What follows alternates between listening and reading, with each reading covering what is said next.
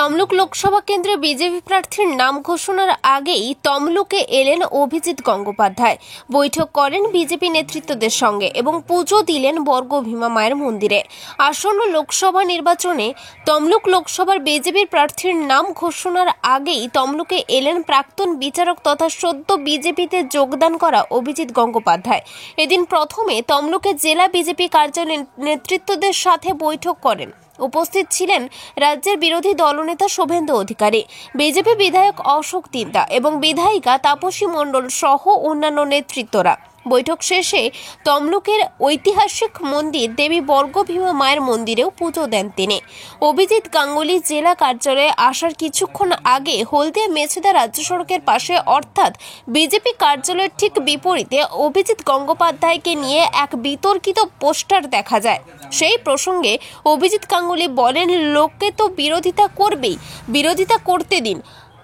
আমার আপনাদের কাছে একটাই আবেদন থাকবে, সারা পশ্চিমবঙ্গে একটাই বার্তা ছড়িয়ে দিন, তৃণমূলকে একটিও ভোট নয়। আমরা জোট চুরি দুর্নীতি অনেক দেখলাম, আর নয়, এবার একটা শুরু করতে হবে। এই শুরুর দিন আসছে লোকসভা ভোটের দিন।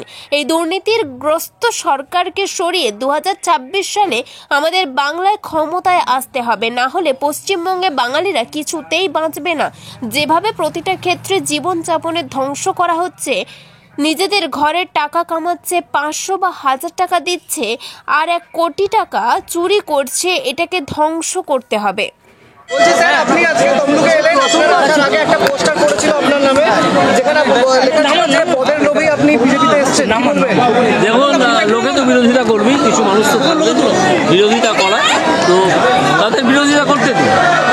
কিন্তু আমার একটাই আপনাদের কাছে আবেদন থাকবে, চারিদিকে সারা পশ্চিমবঙ্গে একটা বার্তাই ছড়িয়ে দিন যে তৃণমূলকে একটি ভোটও নয়। আমরা জোচ্চুরি, জালিয়াতি, দুর্নীতি অনেক দেখলাম, আর নয়। এবার একটা শুরু করতে হবে, যে শুরুর দিন আসছে এই লোকসভা ভোটের দিন। লোকসভার তো প্রচার হবেই, তার সঙ্গে সঙ্গে মনে রাখতে হবে যে এই দুর্নীতিগ্রস্ত সরকারকে সরিয়ে আমাদেরকে 2026 সালে বাংলায় ক্ষমতায় আসতে হবে, না হলে পশ্চিমবাংলা বাঙালি কিছুতেই বাঁচবে না। আজকে যেভাবে প্রতিটা ক্ষেত্র জীবনযাপনের ধ্বংস করা হয়েছে, তৃণমূল একেবারে জোচ্চুরি করছে, দুর্নীতি করছে, নিজেদের ঘরে টাকা কামাচ্ছে, 500 বা 1000 টাকা দিচ্ছে, আর 1 কোটি টাকা করে চুরি করছে প্রতিদিন।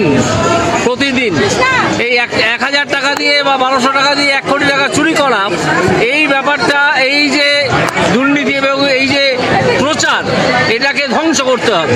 স্যার, আপনি সংসদে যদি জিতে যান, আপনি তো অনভিজ্ঞ, কি করে কন্ট্রোল করবেন? আরে আগে আমার নাম ঘোষণা হোক, তারপর তো এইসব প্রশ্ন। এখন তো প্রাক্তন বিচারপতি হিসেবে সিএ নিয়ে কি বলবেন? এক্ষুনি আমার বলার কিছু নেই, সিএ হিসাবে ঘোষণা হয়েছে। আপনারা মানুষের রিয়াকশনটা দেখুন, তারপর ঠিক সময় আমি আমার